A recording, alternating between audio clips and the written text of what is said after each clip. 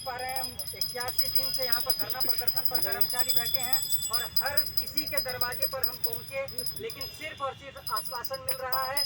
इससे हमारा आश्वासन से हमारा पेट नहीं भर रहा है, उसके लिए पैसा चाहिए, उसके लिए काम चाहिए। और हम लोग हर जगह दरवाजा खटखटाए, आज हम लोग भगवान के शरण में आज हम पूर्ण आहुति दे रहे हैं, समझिए आह्वान कर रहे हैं। स्वाहा कैसे बोल रहे थे पंडित जी? स्वाहा समायोजन जो हमारा होना था उसका स्वाहा हो गया, समायोजन जो हो रहा है वह विलम्ब हो रहा है, उसका हम स्वाहा कर रहे हैं। हमारा जो अनुभव है 15 साल और 10 वर्षों का उसका स्वाहा हो गया, हमारा भविष्य स्वाहा हो गया, हमारा सारा परिवार स्वाहा हो गया।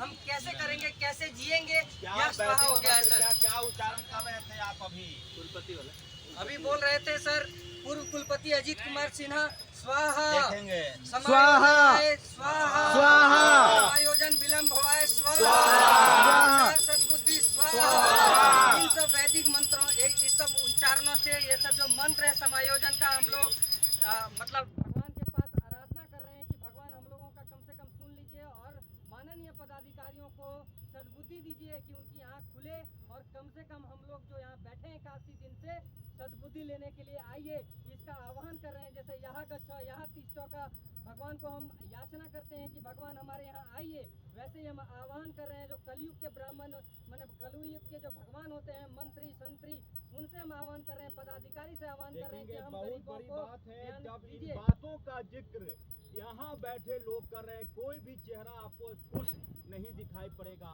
87 दिन का मतलब है लगभग 3 महीने का वक्त, कहीं कोई 81 दिन, लगभग 3 महीने हो जाएंगे। 7-8 दिनों के बाद आप देखेंगे कहीं से कोई भरोसा नहीं मिला, लिहाजा तमाम लोग यज्ञ के मार्फत की, शायद यज्ञ की अग्नि में इतनी ताकत होती है, इतनी शक्ति होती है कि लोगों को सद्बुद्धि आ जाता है।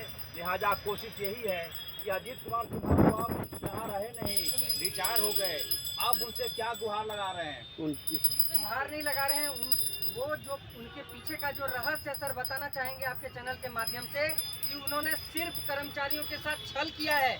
आपको बता दें, ऐसी ऐसी सूचनाएं मिल रही हैं, आप देखेंगे राम लखन सिंह यादव में हमें हटा करके दूसरों को नौकरी दे दिए, आप बीएड कॉलेज में दूसरे को बहाल कर दिए, हर जगह बहाली कर रहे हैं। सिर्फ हमसे दुश्मनी क्यों, यह पूछना चाहते हैं माननीयों से। इसीलिए अजीत कुमार सिन्हा के नाम से भी स्वाहा कहा गया, राष्ट्रीय दल के मौजूदा जो कुलपति हैं, कि शायद उनकी कलम से कुछ हित हो जाए, लेकिन अब तक कहीं कोई भरोसा नहीं दिख रहा। लिहाजा कर्मचारियों ने यज्ञ के माध्यम से ईश्वर से गुहार लगाई है कि शायद कहीं कोई स्कोप हो।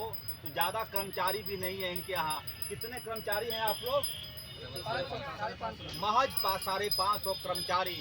यदि सरकार के मुख्यमंत्री, संवेदनशील मुख्यमंत्री हेमंत सोरेन इच्छा जाहिर करे, यदि वो संज्ञान ले, फिर कर्मचारियों का हित सर सकता है।